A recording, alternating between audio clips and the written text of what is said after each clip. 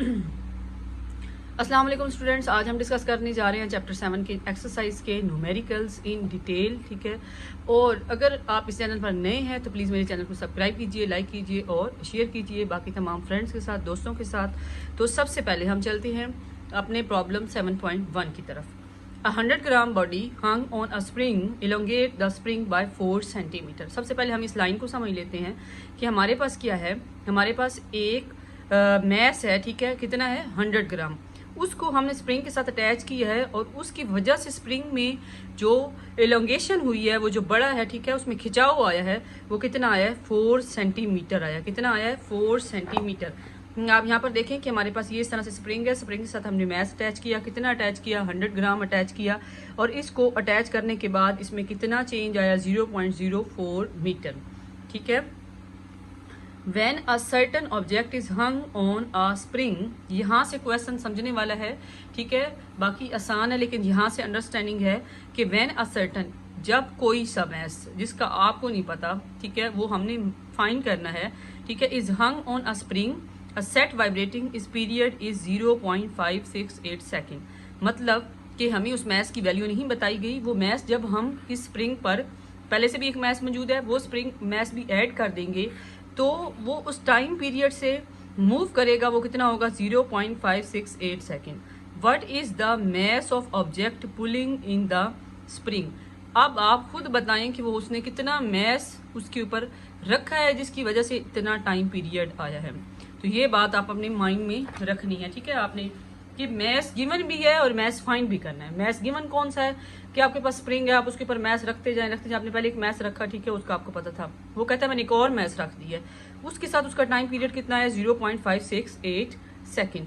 तो वो कहता है वो मैस फाइंड करें, ठीक है, वो क्या करें, वो जो एक अनदर मैस इसके साथ अटैच हुआ है, ठीक है, एम, वो फाइंड करें। ठीक है, तो हमने एम फाइंड करना है। अब सबसे पहले हम लोग क्या करेंगे कि यहाँ पर हम टाइम पीरियड वाला फार्मूला इस्तेमाल कर सकते हैं। टी इक्वल है 2 पाई एम बाय के।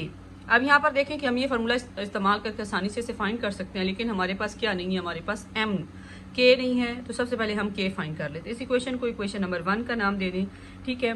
तो हमारे पास के लिए हम क्या करेंगे, ये बेसिक इक्वेशन है, एफ इक्वल है के एक्स के, इस चैप्टर की, ठीक है, ये इस्तेमाल करेंगे, ठीक है।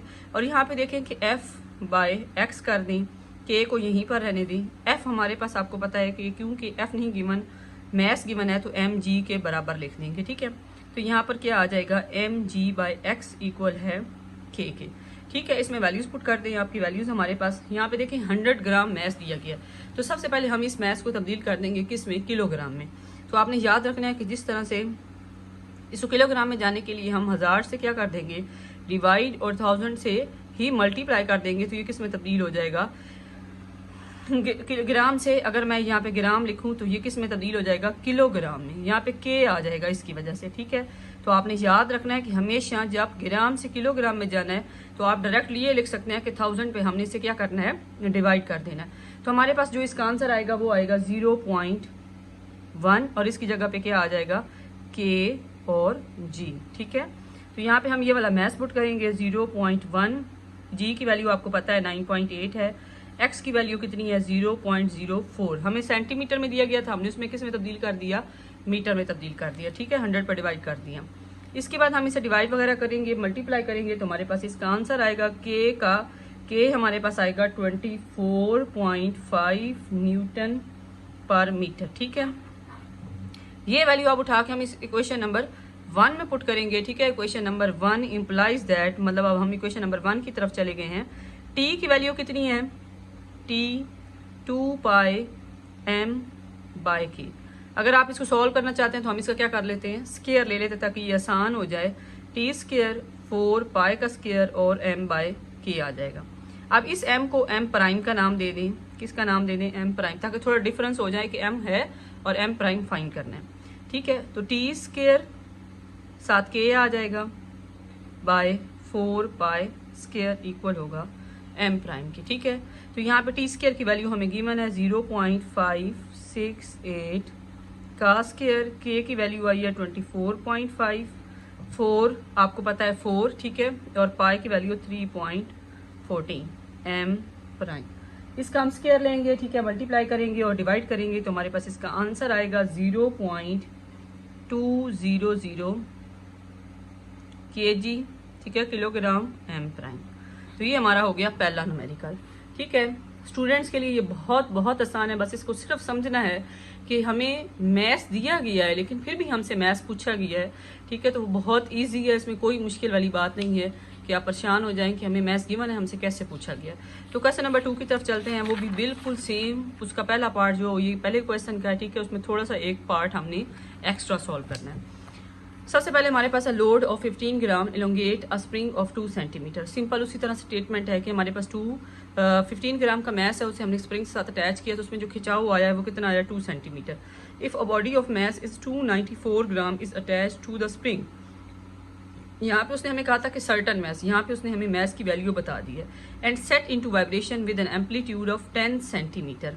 तो क्या हुआ है कि जब हमने पहला मैस अटैच किया तो 2 सेंटीमीटर उसमें आया, दूसरा मैस अटैच किया तो कितनी चेंज आया, 10 centimetre. What will be it's period. अब हमने क्या फाइंड करना है, ये टाइम पीरियड यहाँ पर गिवन था और यहाँ पे क्या करना है, फाइंड करना है स्प्रिंग कांस्टेंट के, ठीक है, और मैक्सिमम स्पीड ऑफ वाइब्रेशन, ये हमने इसमें क्या करनी है, फाइंड करनी है। अब यहाँ पर देखें कि यहाँ पर हमारे पास सबसे पहले जब मैस अटैच किया है 15 ग्राम तो इसमें चेंज आया कितना, 2 सेंटीमीटर। अब हम इसके साथ एक और मैस अटैच कर देते हैं, ठीक है, वो यहाँ पर आ गया ये पहला मैस, ठीक है। तो अब हम जब इसके साथ एक और मैस अटैच कर देंगे, ठीक है, उसी मैस m के साथ, तो हमारे पास इसमें कितना चेंज आएगा, इसमें चेंज आएगा 10 सेंटीमीटर, ये और नीचे चला जाएगा। ठीक है, जब एक और मैस इसके साथ क्या करेंगे, अटैच करेंगे। तो सिंपल हमारे पास आपको पता है पिछला फार्मूला जो हमने अभी अप्लाई किया, T इक्वल है 2πm/k। ठीक है, तो ये बहुत आसान है। ठीक है, टाइम पीरियड फाइंड करने के लिए हमें पहले क्या फाइंड करना होगा, k, और k हमारा यहाँ पे वैसे भी फाइंड करना था तो हमारा बी ऑप्शन या ऑप्शन नंबर 1, 2 और 3, ठीक है, हमारा 2 भी खुद ही सॉल्व हो जाएगा। तो हम सबसे पहले इस इक्वेशन को इक्वेशन नंबर 1 कह देते हैं। सबसे पहले हम k की वैल्यू इसमें क्या करेंगे, और m, यहाँ पे m प्राइम आएगा। ठीक है, टाइम पीरियड हमने तब फाइंड करना है जब हमने दूसरा मैस अटैच कर दिया है।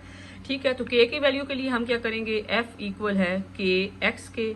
ठीक है, तो f बाय x इक्वल है k के, f इक्वल है mg बाय x के। भला अब यहाँ पे कौन सा मैस अटैच करेंगे, कौन सा मैस, जैसे पहला न्यूमेरिकल किया बिल्कुल सेम वैसा ये न्यूमेरिकल है। जो पहला मैस गिवन है 15 ग्राम, वो मैस आपने इसकी जगह पे पुट करना है। अब यहाँ पे देखिए मैंने तमाम वैल्यूज को खुद ही चेंज कर दिया, मतलब ग्राम से किलोग्राम में जाना था 1000 पे डिवाइड कर दिया, सेंटीमीटर से मीटर पे जाना था तो 100 पे डिवाइड कर दिया, और यहाँ पे भी ग्राम से किलोग्राम में जाना था तो 1000 पे डिवाइड कर दिया। ठीक है, तो ये चेंजिंग्स आपने लाजमी, जो हमारे पास ऐसा यूनिट्स है उनमें लाजमी तब्दील करना है। ठीक है, तो सबसे पहले हमारे पास mg, m कौन सा मैस इस्तेमाल करेंगे, जो हमारे पास पहले गिवन था। ठीक है, g की वैल्यू 9.8 है। ठीक है, और x की वैल्यू हमारे पास आई है 0.02 जब हमने ये मैस अटैच किया। तो k का हमारे पास आंसर आ जाएगा 7.35 न्यूटन पर मीटर।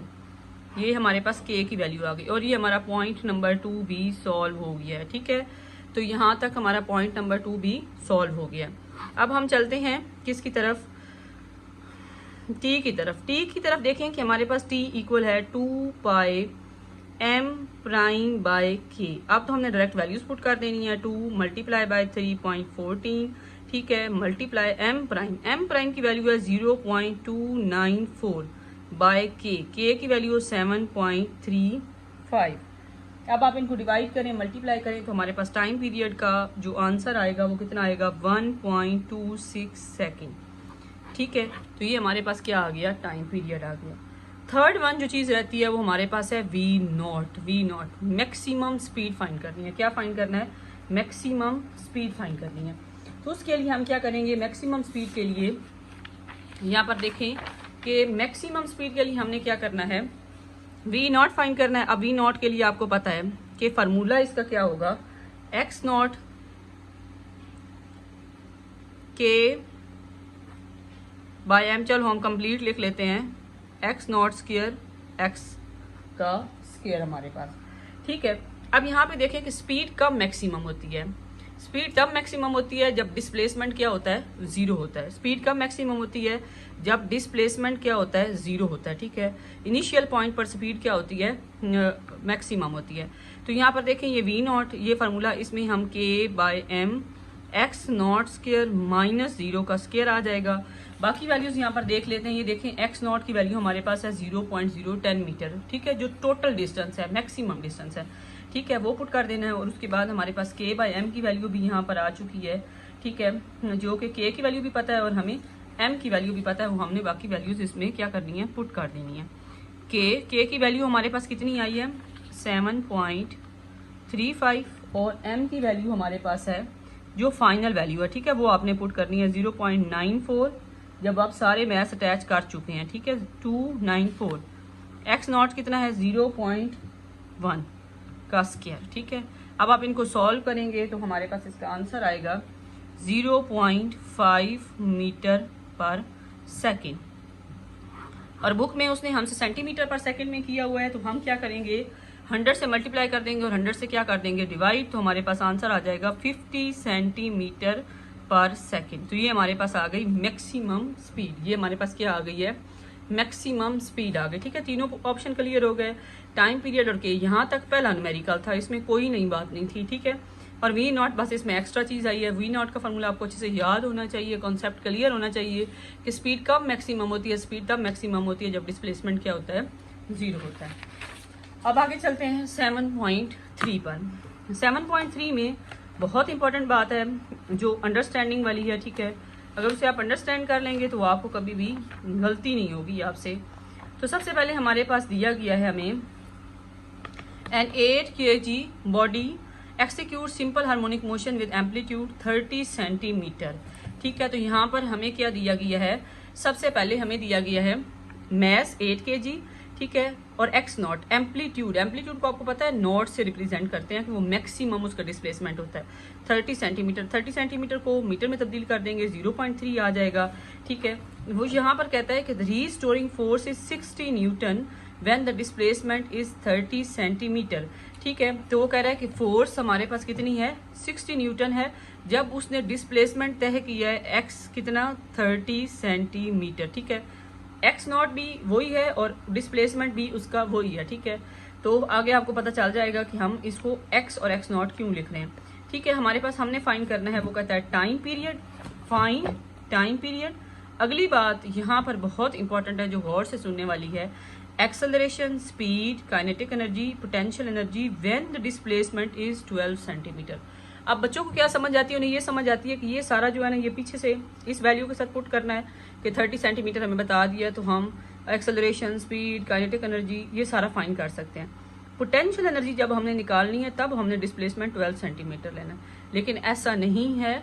जो पहला ऑप्शन है उसके लिए, ये जो पहला ऑप्शन है इसके लिए है 30 सेंटीमीटर और बाकी तमाम वैल्यूज़ के लिए, इन तमाम के लिए हमारे पास एक्स की वैल्यू दी गई है 12 सेंटीमीटर, ठीक है। ये इस न्यूमेरिकल में सिर्फ ये एक बात समझने वाली है, ठीक है। तो इसके बाद हम चलते हैं टाइम पीरियड की तरफ। सबसे पहले हम टाइम पीरियड फाइंड कर लेंगे, ठीक है। वही फार्मूला सेम 2πm/k, ठीक है। तो m/k, के लिए आपको पता है हम 4 बार कर चुके हैं, तो मैं थोड़ा जल्दी कर देती हूँ। f/x k आ जाएगा, ठीक है। और ये किसके बराबर होगा, mg/x के। m की वैल्यू हमारे पास क्या है, 8 है, ठीक है, 8 और g की 9.8 और x की कितनी है, ये देखिए। इस वजह से मैंने आपको बताया था कि x नॉट भी इसको लिख सकते हैं और x आपके माइंड में कोई कन्फ्यूजन ना रहे कि आप x की जगह पे ये वैल्यू क्यों पुट कर रहे हैं। तो ये आ जाएगी 30, ठीक है। और k इसको डिवाइड कर दें, डिवाइड करने के बाद आपके पास आंसर आएगा 200 न्यूटन पर मीटर। तो ये हमारे पास आ गया k, ठीक है। इस k की वैल्यू उठाएं और यहाँ पुट करें 2π3.14, ठीक है। m कितना है, m 8 है, ठीक है। और k कितना है, k हमारे पास है 200 न्यूटन, ठीक है। तो यहाँ पर हमारे पास क्या करेंगे, k की वैल्यू को इस पर डिवाइड करें, इसका आंसर आएगा सारे को सॉल्व करने के बाद 1.125856 सेकेंड, ठीक है। ये हमारे पास टाइम पीरियड आ गया। अब हम चलेंगे पॉइंट नंबर 2 पर। पहला तो ये देखें, अब आप ये यहाँ पे ये बात क्लियर करें, क्या ये मुश्किल है? अगर पेपर में ये न्यूमेरिकल पहले में से, दूसरे में से, तीसरे में से कोई आ जाता है तो क्या आप नहीं कर सकते? अब देखें कि आपने एक न्यूमेरिकल सॉल्व किया, उसकी बेस पे पहले 3 न्यूमेरिकल एक जैसे हैं, मतलब उनका एक एक पार्ट पहले 3 न्यूमेरिकल का एक जैसा है। तीनों में टाइम पीरियड का फॉर्मूला लगना है, तीनों में के फाइंड करना है, ठीक है। और अब आगे नई चीज़ें आ रही हैं, A V, kinetic energy, potential energy, और बहुत बेसिक फार्मूलाज इनमें भी इस्तेमाल होंगे, ठीक है। तो हमारे पास पॉइंट नंबर 2 पे ए की तरफ चलते हैं। ए का आपको पता है कि हमारे पास क्या है, minus omega square x formula है। यहाँ पर आप माइनस लगाएं ना लगाएं, लेकिन ये फार्मूला आपने इस तरह से 9th 10th में भी पढ़ा है और यहाँ पर भी पढ़ा है, ठीक है। आप देखें कि माइनस को हम इग्नोर कर देते हैं, तो यहाँ पे ओमेगा की वैल्यू क्या होती है? ओमेगा की वैल्यू क्या होती है हमारे पास? के बाय एम। सिर्फ ओमेगा की स्क्वायर रूट के साथ होगी, यहाँ पे क्या स्क्वायर है तो के बाय एम का स्क्वायर और एक्स आ जाएगा, ठीक है। तो के बाय एम और एक्स। अब देखें कि अब एक्स की वैल्यू क्या होगी। ये यहाँ देखें एक्स की 30 सेंटीमीटर भी है और एक्स की कितनी है, 12 सेंटीमीटर भी है। तो यहाँ पर एक्स की वैल्यू क्या होगी, 12 सेंटीमीटर, ठीक है। और के की क्या होगी, 200 और एम की 8, ठीक है। 2 4 ये हमारे पास 12 है, अच्छा ठीक है। फिर कटिंग ना करें, डायरेक्ट आप उससे क्या कर सकते हैं, डिवाइड मल्टीप्लाई कर दें।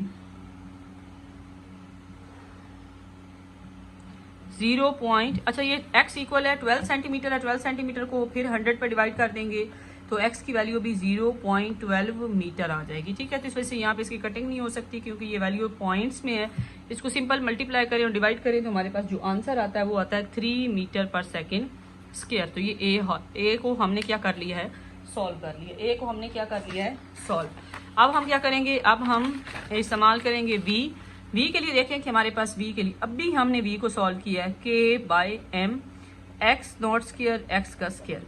अगर आप लोग न्यूमेरिकल तरतीब से करते हैं तो आपके लिए बहुत आसानी हो जाएगी। के बाय एम हमारे पास कितना है, 200 बाय 8।